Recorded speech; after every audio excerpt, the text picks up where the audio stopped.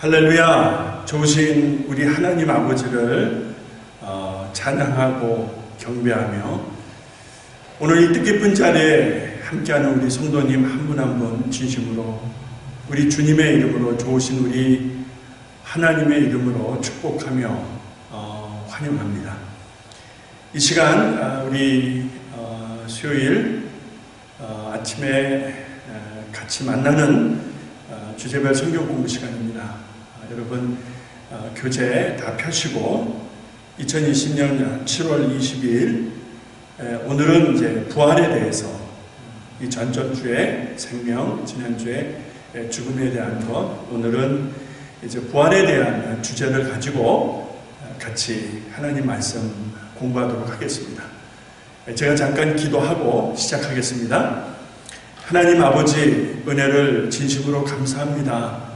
우리에게 새 생명 주신 하나님, 그 생명 주시려고 십자가에서 죽으셨고 그 모진 고난 고통을 다 당하셨는데 죽은 자들 가운데서 다시 산 자로 부활의 첫 열매가 되셔서 이제 그리스도 예수 안에 있는 자들에게 새 생명 주시고 죄와 사망의 권세로부터 자유케 하신 그 은혜, 우리가 다 알고 믿고 감사치 못한다 할지라도 하나님, 날이면 날마다 또 주어지는 시간 속에서 조금씩 깨닫고 알게 하셔서 그 은혜 안에 거하는, 그 은혜를 진심으로 감사하는 우리 성도들 모두 되게 하여 주시옵소서.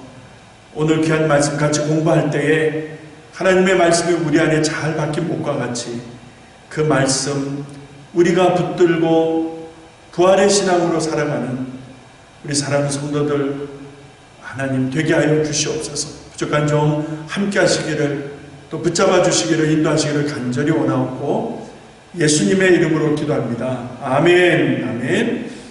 할렐루야. 우리 사랑하는 성도님들 얼마나 힘드세요? 날씨가 많이 무덥고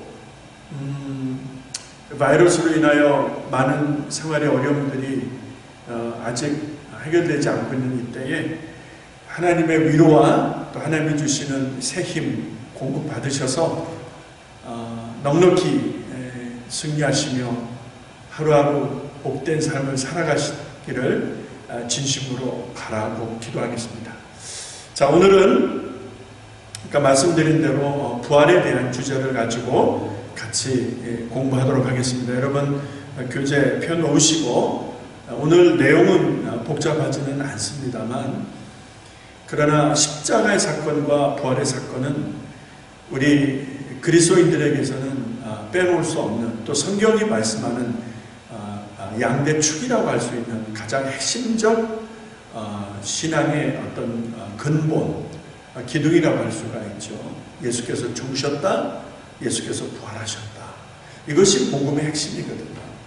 복음은 예수가 복음이고 복음의 예수로 표현되어지는 것은 그의 죽으심과 다시 사신 부활을 의미하기 때문에 오늘 이 시간 부활에 대한 말씀 공부 함께 은혜 받고 또 부활에 대한 신앙을 확신하는 기회가 될 수 있기를 간절히 바랍니다. 교재를 펴신 상태에서 제가 서론 부분을 좀 읽겠습니다. 여러분 같이 좀 눈으로 따라오시기 바랍니다. 요한복음 11장 25절 26절에서 예수님이 이렇게 말씀한다. 예수께서 가라사대 나는 부활이요 생명이니 나를 믿는 자는 죽어도 살겠고 무릇 살아서 나를 믿는 자는 영원히 죽지 아니하리니 이것을 내가 믿느냐. 우리 주님이 다시 사는 것, 영원히 죽지 않는 것을 말씀하는데 죽은 사람이 어떻게 다시 살 수 있을까? 살 수 있을지 정말 궁금하지 않을 수가 없습니다. 그렇죠? 사람들에게 이것은 가장 궁금한 사건이 될 수밖에 없겠지요. 죽는다는 것이 그만큼 큰 일이고 두려운 일이기 때문에 그럴 것입니다. 우리가 이 땅에서 사는 날 동안 질병 때문에 혹은 사고로 선천적으로 병약해서 우리의 신체가 부자유할 수 있습니다. 그렇다면 죽음 이후에 시간을 우리가 확신한다면 그때 우리가 어떤 모습으로 존재할 수 있을까를 상상해 보는 것입니다. 이 땅에서 육신을 가지는 동안에 질병 때문에 고통당했는데 사고로 인해서 아니면 선천적으로 신체 일부가 부자유스러웠는데 그때는 어떤 모습이겠느냐는 것이죠. 이런 것들을 우리가 좀 마음에 담고 고민하면서 같이 내용을 살펴보고자 합니다. 성경은 세상 마지막 날에 부활이라는 전무한 사건이 있을 것을 말씀하고 있는데 만약 거짓이 아니라면 그때 어떤 모습으로 부활을 맞게 될 것인지 경험하지 못한 일이라서 그죠? 우리가 경험해본 사람이 없기 때문에 궁금함이 있고 의심이 교차한다라고 말씀드릴 수 있겠습니다. 말 그대로 부활을 믿지 못하는 사람들이 많기 때문에 이런 표현을 써보는 것입니다. 그러나 분명한 것은 예수께서 죽은 자들 가운데서 다시 살아나셨다는 것입니다. 이것이 중요합니다. 다시 산 자가 없다라고 한다면 다시 사는 일이 없을 거야 오긴다면 할 말이 없는데 다시 산 예가 있기 때문에 그렇습니다. 예수께서 죽은 자들 가운데서 다시 살아나셨고 그의 다시 사심을 일컬어서 성경은 부활의 첫 열매라고 증가하고 있기 때문에 그래서 예수 그리스도를 믿는 이 기독교의 핵심은 부활의 종교다 이렇게 말하고 있는 것입니다. 나사로가 죽었습니다. 죽은 지 나흘이 지나서 벌써 그 무덤가에 썩은 냄새가 진동하고 있었던 이런 때에 그런 나사로에 대해서 잔다 하시면서 깨우러 가자 주님이 말씀하셨는데 그 말씀의 의미를 누가 알았고 믿었겠는가 생각해 보지 않을 수가 없습니다. 왜냐하면 썩어서 냄새가 나는 나사로의 죽음은 팩트이기 때문에 그것은 이론이 아니고 상상이 아니고 실제 지금 눈앞에서 벌어지고 있는 사건, 사실이고 팩트이기 때문에 썩어서 냄새가 나고 있는 이 일은 눈앞에서 벌어지고 있는 사실이기 때문에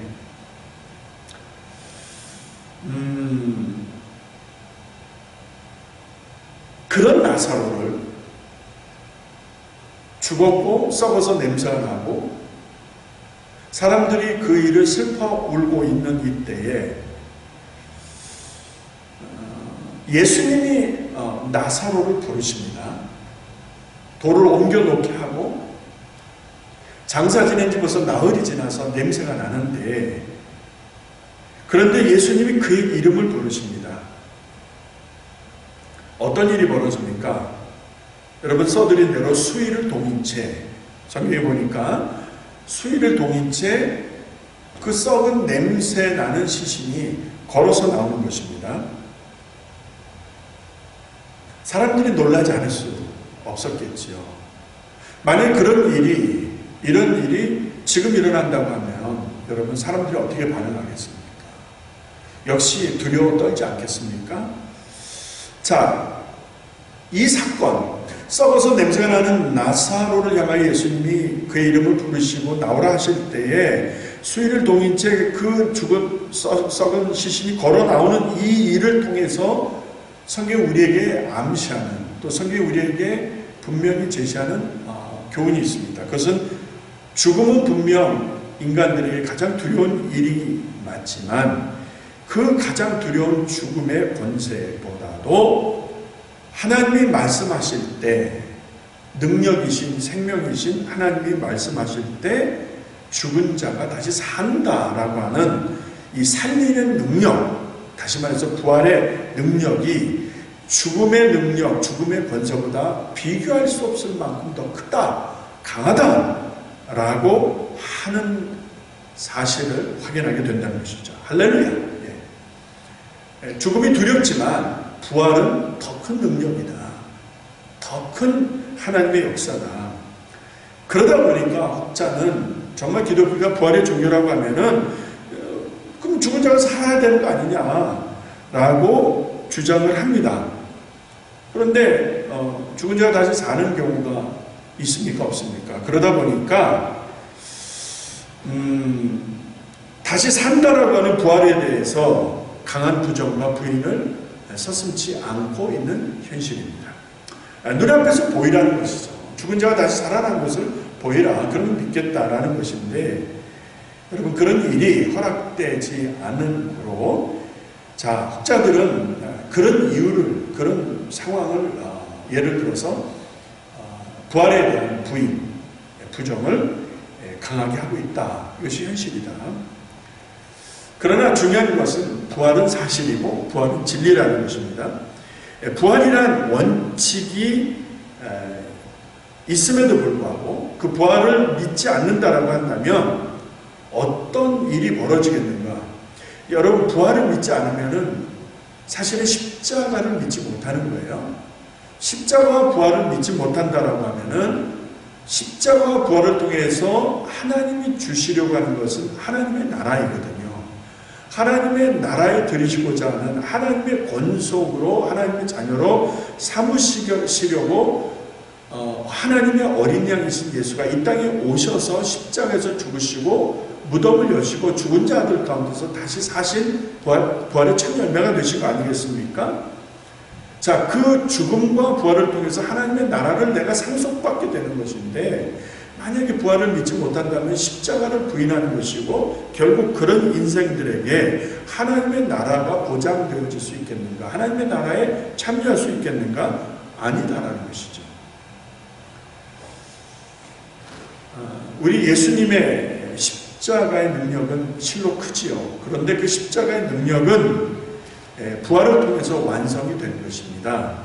그 사실을 잊지 마시기 바랍니다. 그래서 그리스도인들은 하나님을 예배할 때마다 예수 그리스도의 부활에 대한 신앙을 고백하는 것입니다. 무엇으로? 사도신경으로. 전능하사 천지를 만드신 하나님 아버지를 내가 믿사오며, 이렇게 우리가 신앙 고백으로 우리가 부활에 대한 신앙을 확인하는 거 아니겠습니까? 고백하는 거 아니겠습니까?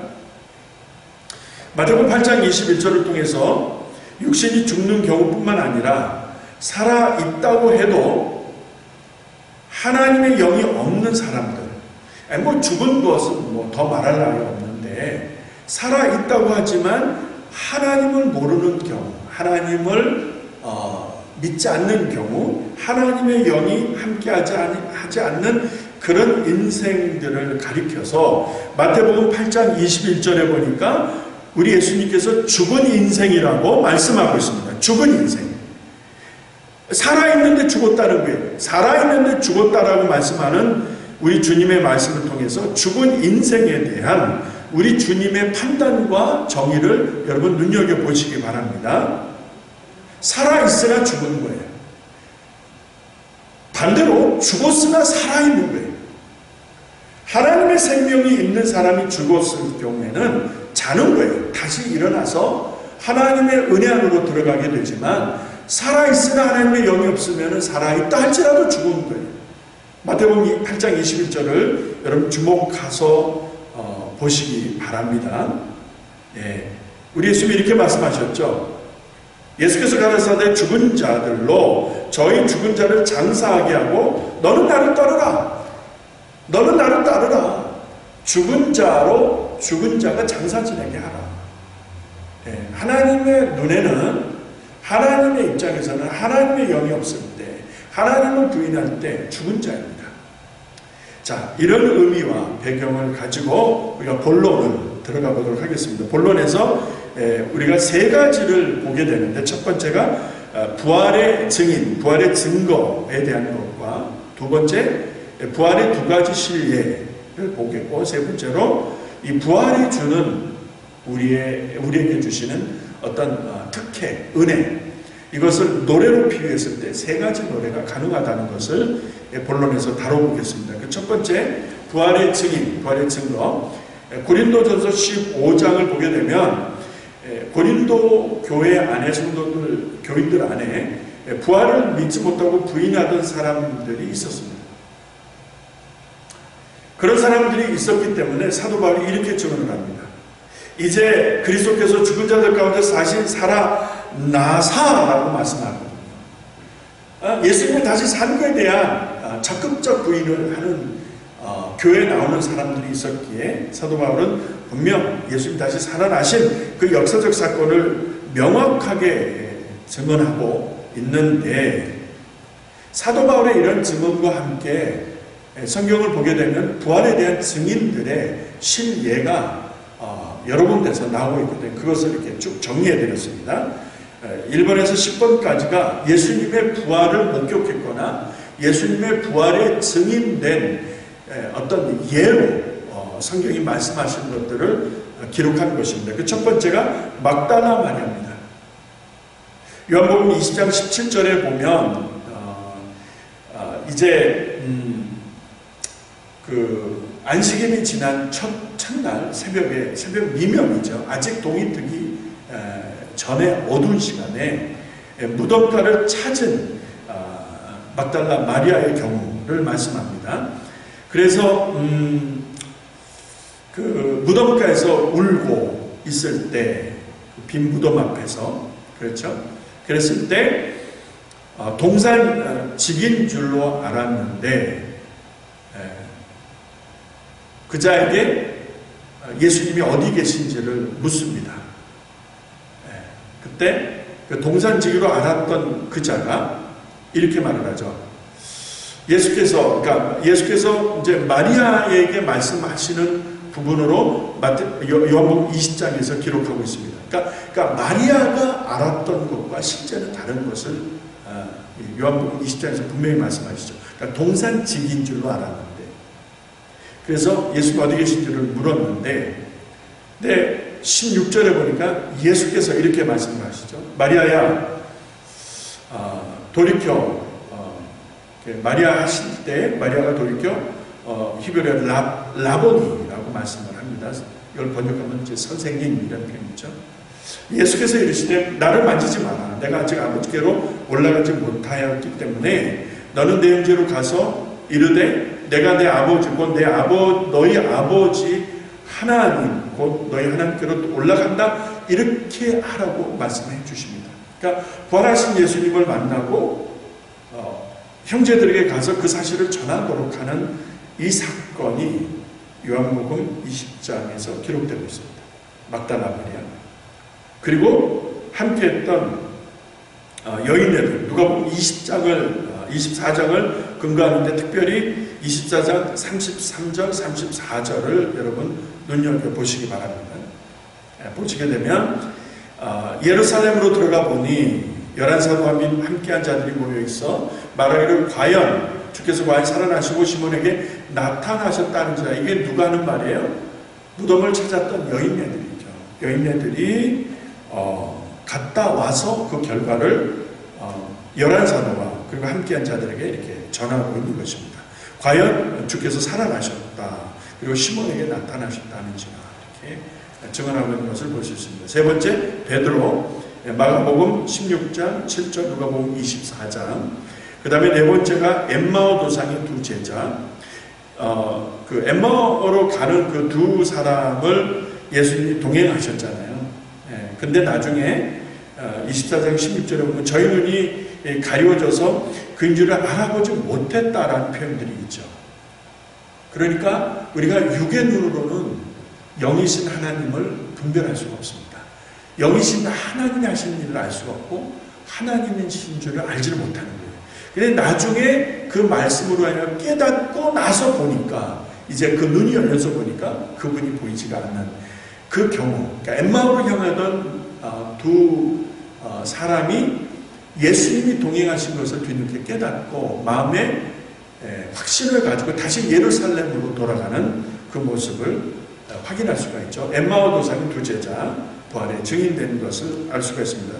다섯 번째, 11제자. 아까 말씀드린 대로 여인네들이 다녀와서, 무덤가로 다녀와서 그 11제자에게 말씀하시는 그 장면, 누가복음 24장의 경우이고 33절에 그래서 그 부활에 대한 소식을 접하게 되고, 그 다음에 이들이 사도행전 1장에 보면 예수님이 승천하시면서 부탁하신 대로 예루살렘을 떠나지 않고 기다리라고 하신 말씀에 순종하여 마가 다락방에 모여 함께 기도했던 그 주체, 그 제자들, 그리고 여인네들, 그리고 나머지 사람들, 성도들, 그 11 제자들이 주님이 부활하신 것을 분명히 확인할 수 있었던 것이죠. 그 다음에 도마와 다른 제자들, 요한복음 20장의 경우를 봅니다. 자, 제자들이 예수님의 부활을 경험을 했지만 그 자리에 도마가 없었잖아요. 그 도마가 없어서 부활하신 주님을 만난 이야기를 전해 들었을 때 의심했거든요. 그런데 나중에 다시 오셔서 도마를 만나 주십니다. 도마를 만나 주시면서 예수님이 이렇게 말씀하시죠. 도마에게 이르시되, 요한복음 20장 27절의 경우입니다. 내 손가락을 이리 내밀어 내 손을 보고 또 내 손을 내밀어 내 옆구리에 넣어보라. 그리하고 믿음 없는 자가 되지 말고 믿는 자가 되라. 이렇게 말씀하십니다. 다른 제자들이 부활하신 주님을 다 경험했지만 그 자리에 없었던 도마, 그리고 그것을 부인하고 의심하던 도마를 다시 찾아오셔서 도마를 만나 주시면서 그 못자국, 그렇죠? 그 창자국, 손을 내밀고 옆구리를 내밀어 확인해 주시는, 그래서 도마를 믿게 하시는, 그래서 도마가 예수의 부활에 증인된 사람 중에 속하는 것을 확인하게 되면서, 자, 이 사건을 통해서 도마가 이렇게 고백하죠. 나의 주, 나의 하나님이시니이다. 부활하신 주님을 경험한 이후에 베드로가 진정으로 You are my Lord and you are my God. 나의 하나님이십니다. 라고 고백을 합니다. 디베랴 바닷가의 제자들, 요한복음 21장이 되겠죠. 예수님 부활하신 후에 디베랴 바닷가에 찾아오셨을 때 거기서 있었던 제자들을 만나 주십니다. 8번째, 산상에서 11 제자들, 마태복음 28장을 말씀하고요. 그 다음에 고린도전서 15장에 보면 500여 형제에게 일시에 보이십니다. 자, 15장, 고린도전서 15장 6절.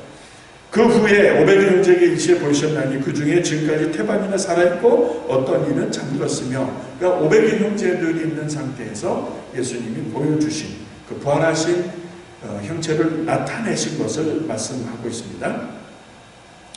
마지막 10번째, 베다니에서의 11 제자들, 24장 누가복음 경우를 예를 들 수가 있겠습니다.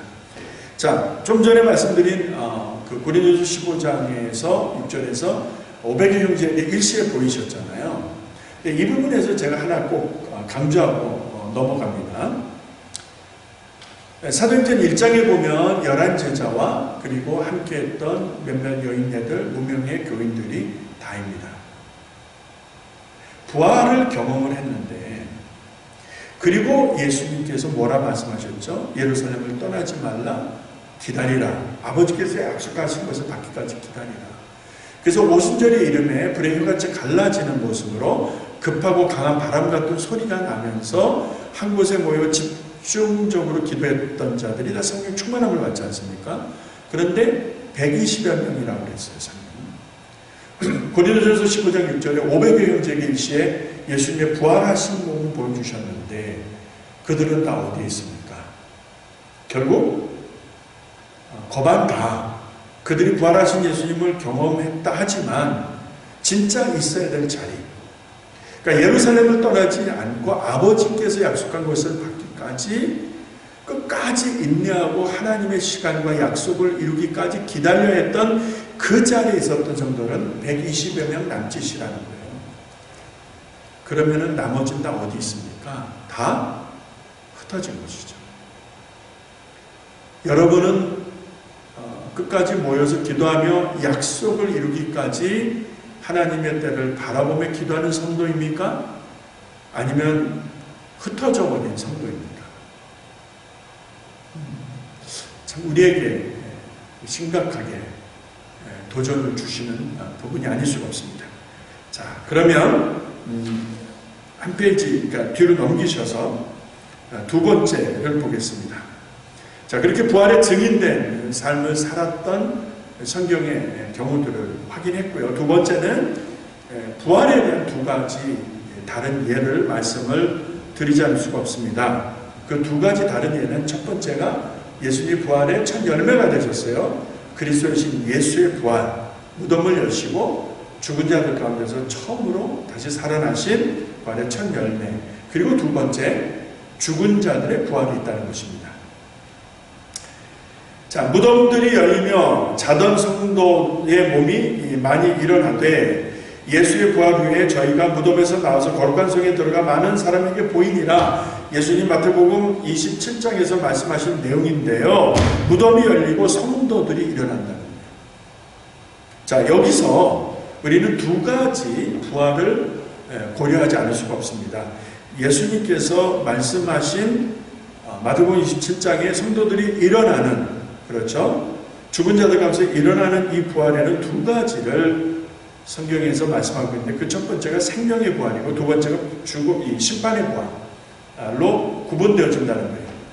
자, 이 생명의 부활은 다시 썩지 않을 몸이고 다시 장래하지 않은, 다시 죽지 않을 몸이다라는 것을 이미 고린도전서 19장을 통해서 확인할 수가 있습니다. 다시 썩지 않은 몸을 입게 되는 거예요. 신령하게 변화된 상태라는 것을 알 수가 있습니다. 네, 다시는 썩지 않을 것입니다. 하나님 주신 생명입니다. 이거는 영적인 몸이에요. 신령하게 변화된 몸입니다. 자, 육은 육이고 영은 영이잖아요. 육의 몸으로 살던 때가 있고 신령하게 변화된 영적인 상태로 존재하는 그러한 구분된 것을 성경 분명히 말씀하고 있습니다. 요한복음 5장, 6장을 통해서 우리가 확인할 수 있는 것은 우리 주님께서 생명의 부활을 말씀하셨고 심판의 부활을 말씀하셨기 때문에 그렇습니다. 자, 죽지만, 그래서 장사 지내지만 다시 주님 앞에 서는 그날에 나사로야 이름을 부르시니까 죽은 자가 걸어 나오잖아요. 동일한 사건이 있을 거예요. 이제 천사장의 오려움과 나팔 소리가 천지에 진동할 때에 주 안에서 죽은 자들 다 일어나서 생명의 부활을 맞이하게 되지만, 그를 찌르고 그를 무시하고 그를 대적했던 자들도 부활하지만 심판의 부활, 지난 시간에 말씀드린 대로 eternal fire, 꺼지지 않은 영원한 불에 던져주게 되겠다. 이것이 바로 심판의 부활이라는 거예요. 그 각 사람의 행위대로 심판하시겠다라고 말씀하신 대로 악한 일을 행한 자는 심판의 부활로 나오는 것이고, 선한 일을, 다시 말해서 그리스도 예수를 믿고 하나님을 믿은 성도들에게는 생명의 부활이 보장되어져 있다는 것이죠. 이 두 가지로 나뉘어지는 거예요. 자, 죽음에는 예외적인 게 없어요. 정한 이치예요. 그러나 죽음 위의 부활은 그리스도가 첫째로 부활하신 부활의 첫 열매고, 죽은 자들의 부활이 있는데 믿었던 자들, 하나님을 사랑했고 하나님을 의지했던 자들은 생명의 부활로 나오는 것이고, 그를 반대하고 그를 배척하고 그를 무시했던 자들은 eternal fire, 영원한 심판으로 떨어지는, 영원한 고통으로 떨어지는 심판의 부활로 나오게 된다. 분명하게 말씀하고 있습니다. 성도 여러분, 어떤 부활을 맞이하고 싶으십니까? 내가 이 땅에 죽어 장사 지내고 그날이 되어졌을 때에 어떤 부활을 기대하십니까? 어떤 부활을 맞이하고자 하십니까? 이게 중요합니다.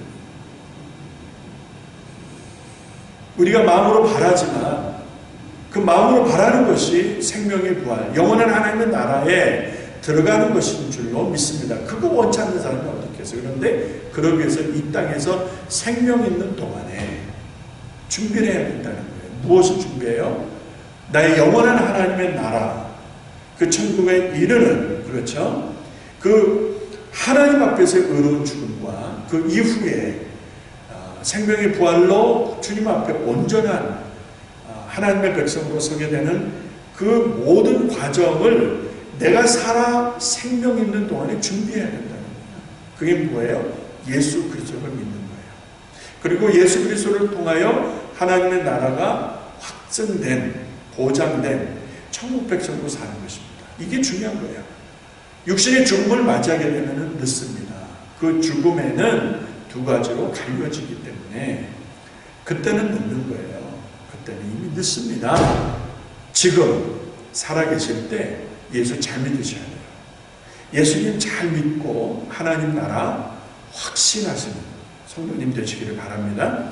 세 번째로 부활이 주는, 우리에게 주는 큰 은혜가 노래로 표현을 해보았는데 세 가지로 구분이 가능할 듯 싶습니다.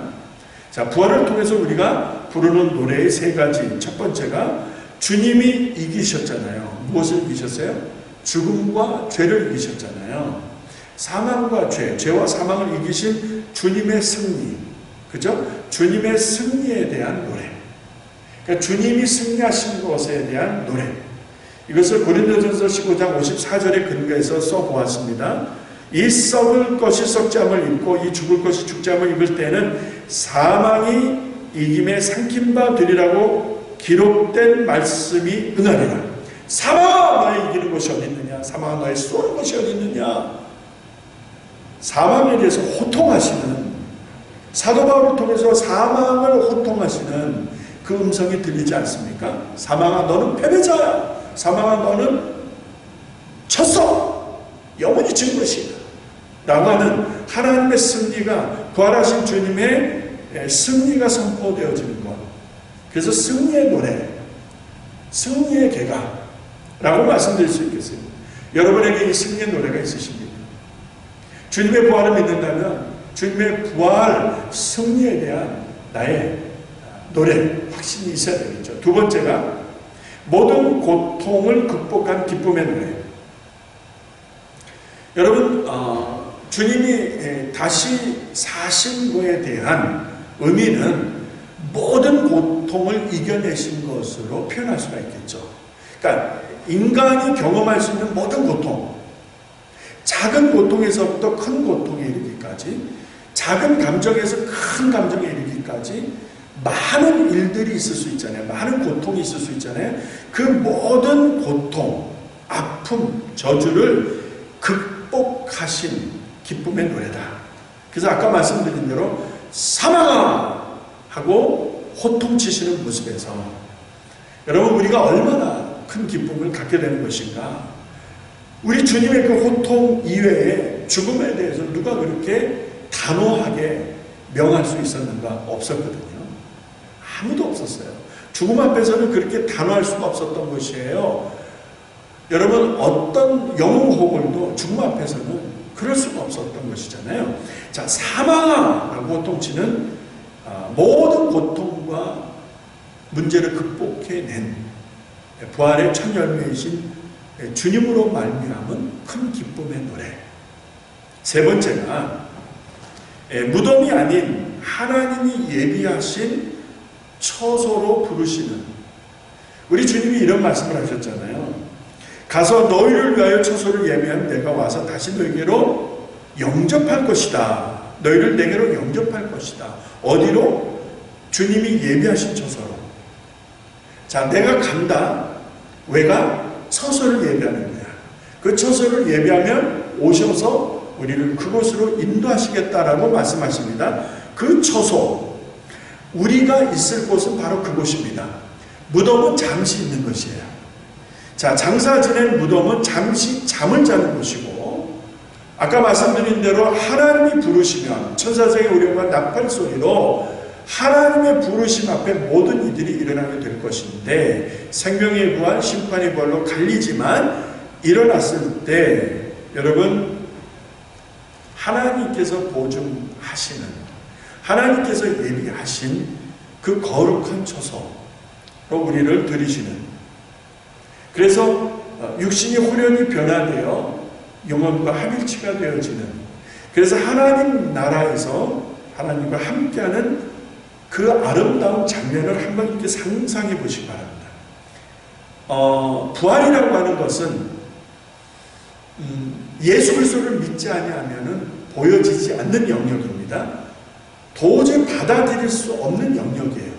그러니까 예수 그리스도가 아니면은 하나도 이렇게 억셉트할 수 없는, 동의가 되지 않는 영역이에요. 어떻게 인간의 생각으로 그게 믿어지겠어요? 어떻게 인간의 생각으로 그것을 이렇게 인정할 수 있겠습니까? 아니거든요. 그럴 수 없거든요. 그래서 예수 그리스도를 믿을 때에 이제 주님이 예비하신 처소와 그곳으로 인도하신다라고 하는 그 약속이 마음의 확신으로 다가오는 것이죠. 그래서 우리가 있을 곳은 무덤이 아니라, 이 땅 무덤이 아니라 하나님이 예비하신 거룩한 처소, 그것이 우리를 기다리고 있기 때문에 감사해서 부르는 노래다. 그래서 부활은 승리의 노래, 기쁨의 노래, 감사의 노래가 있는, 여러분, 전무후무한 사건이에요. 이것은 그리스도 예수 안에 있는 자에게 보장된 하나님의 특별한 은혜라, 하나님의 역사라 믿으시기 바랍니다. 자, 이것을 모르는 사람들이 얼마나 불쌍한 거예요. 이것을 부인하는 자들이 얼마나 안타까운 것입니까?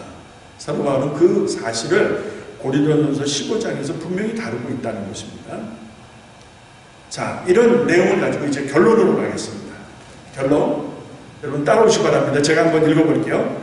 친구 나사로가 잠들었도다, 깨우러 가자. 요한복음 11장 11절 말씀이죠. 자, 나사로가 잠들었는데 깨우러 간다라고 하신 이 말씀 안에 우리가 충분히 유추해 볼 수 있는 것은, 사람은 다 죽어요. 다 죽어서 장사 지내요. 죽지 않는 사람이 없는 거예요. 자, 그렇다면 나사로를 깨우러 가시는 주님의 말씀과 그 역사적 사건을 통해서 우리에게 주시는 교훈은 육신의 죽음이 끝이 아니다라는 거예요. 그렇죠? 내가 육신의 죽음을 맞이해서 장사 지내지만 세상 사람들이 볼 때는 그것이 끝났다라고 하지만, 그렇게 생각을 하지만 그 죽음이 끝이 아니고 그 다음에 다른 영역이 있다는 것을 우리가 보게 되는 것입니다.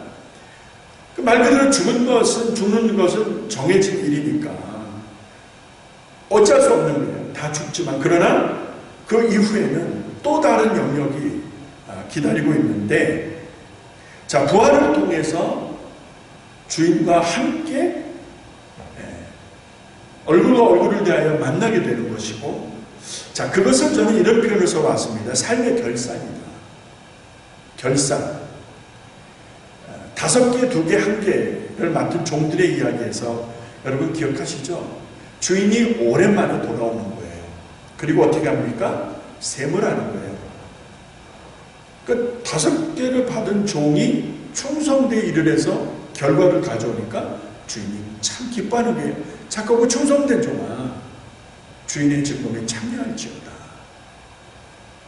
자, 2개를 맡았던 종도 열심히 해서 남겨오니 똑같은 칭찬을 주시는 거예요. 착하고 충성된 종아, 참 잘했어. 주인의 직분에 참여하라. 여러분, 많이 받고 적게 받고가 아니라 많이 맡았더라도 불충하면 문제가 되는 것이고요. 적게 맡았을지라도 충성하면 다르지 않다는 거예요. 그러니까 충성에 포커스가 있는 거죠. 그래서 충성한 거에 대한 주님의 기쁨이 있었어요. 칭찬이 있었어요. 그러나 하나를 맡았던 종에게는 게으르고 악하다라는 주인의 판단이 따르지 않습니까? 자, 죽음 이후에 무엇이 있는가 보았더니 주인과 셈을 해야 되는 과정이 있음을 우리는 알 수 있습니다. 자, 그때 심판의 부활로 영원한 책망으로 떨어지는 자들은 말할 것도 없지만, 생명의 부활로 주님 앞에 서는 한 성도 한 성도들에게는 수고했어, 고마워, 애썼다, 참으로 애썼구나, 많은 열매가 있네, 우리 하나님의 칭찬, 하나님의 위로, 하나님의 상급, 면류관, 여러 가지로 표현이 가능하겠죠. 주인의 기쁨에 참여해라. 이런 하나님의 위로와 칭찬과 상급이 기다리고 있지 않느냐는 것이죠. 그런데 중요한 것은 이 날이, 이 죽음, 그리고 하나님 앞에 서게 되는 이 역사적인 사건들이 여러분 언제 어느 때 있겠다라고 여러분 아시겠어요? 몇 날 몇 시에 어디에서 있겠다라고 알 수 있는 사람이 세상에 어디 있겠습니까? 자, 도적같이 임하게 될 것이라고 했어요. 그러니까 언제 그 마지막 순간이 우리 각자에게 찾아올지 알 수가 없는 거예요. 자, 그렇기 때문에 준비하라는 것이죠. 지혜로운 다수처녀와 같이 항상 깨어서 넉넉한 기름을, 다시 말해서 성령으로 충만한 생활을 통해서 신랑 오실 그날을 준비하라. 왜? 모르니까. 언제 오게 될지 모르니까. 언제 마지막 순간을 맞이하게 될지 우리는 알 수 없으니까 준비하라는 것이죠. 준비. 그래서 준비할 때에 말씀하신 부활을 통한, 그리고 주인 앞에서는 생명의 부활로 서는 그 순간에 주인이 주시는 상급과 칭찬과 위로를 누리면서, 아까 말씀드린 대로 우리 주님이 예비하신 처소, 내가 너희를 위하여 처소를 예비하러 가노니 그 처소를 예배하면 다시 와서 우리를 그쪽으로 인도하시겠다라고 하신 그 말씀에 따라 영원한 하나님의 처소로 들어가게 되는 이 놀라운 과정을 우리는 죽음 이후에 성경이 말씀하고 있는 것을 주목하지 않을 수가 없습니다. 자, 이 날을 준비하는 것이 지혜다. 그리고 복된 것이다.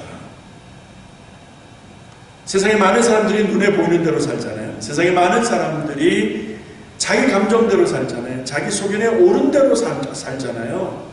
사사기 시대의 마지막 부분처럼 여러분 그 표현대로 내 마음대로 살다가 여러분 영원한 책망과 eternal fire, 영원한 불에 떨어지면 어찌 되는 것입니까?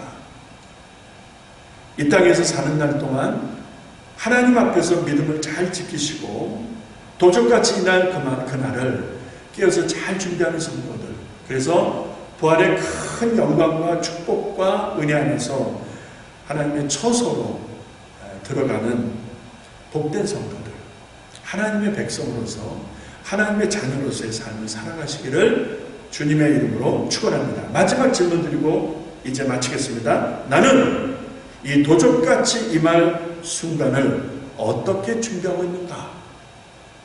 우리는 어떤 부활로 판단하실 이 앞에 서게 될 것인가? 생명의 부활일까?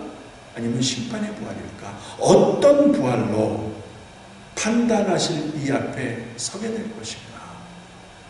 여러분 깊이 생각하시고 이 땅에 사는 날 동안 잘 준비하시고 깨어서 준비하시는 복된 성도들, 귀한 믿음 되시기를 주님의 이름으로 축원합니다. 부활의 종교입니다. 아무리 죽음의 역사가 강하달지라도 부활은 더 큰 능력이고 더 큰 권세예요. 부활을 의지하고 부활을 의식하고 부활을 확신할 때 그럼 그 부활의 신앙으로 승리하는 삶을 매일매일 살아갈 수 있으리라 믿습니다. 무더운 날씨가 계속되고 있는데요. 여러분 건강 잘 지키시고 한 주간 승리하시고 부활의 승리, 부활의 믿음, 부활의 확신을 가지시고 잘 이겨내시고 또 다음 주에 만나 뵐 수 있기를 바랍니다. 승리하시기 바랍니다. 제가 잠깐 기도하겠습니다. 아버지 하나님 고맙습니다. 부활이 없었더라면 십자가가 무슨 의미가 있겠습니까? 십자가에서 죽으신 예수가 다시 살지 못했다고 한다면 우리에게 영원한 하나님의 나라 새 생명의 역사가 가능했겠습니까? 복음은 예수이고 예수는 부활과 십자가인데 오늘 부활에 대한 귀한 말씀 들었습니다.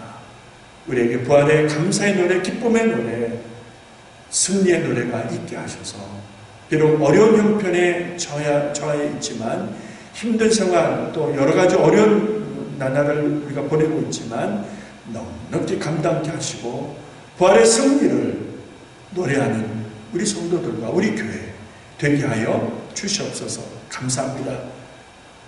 우리 성도들 힘내어 한 주간 또 살아갈 수 있도록 하나님 도와 주시옵소서. 감사드렸고 예수님의 이름으로 기도합니다. 아멘. 감사합니다. 할렐루야.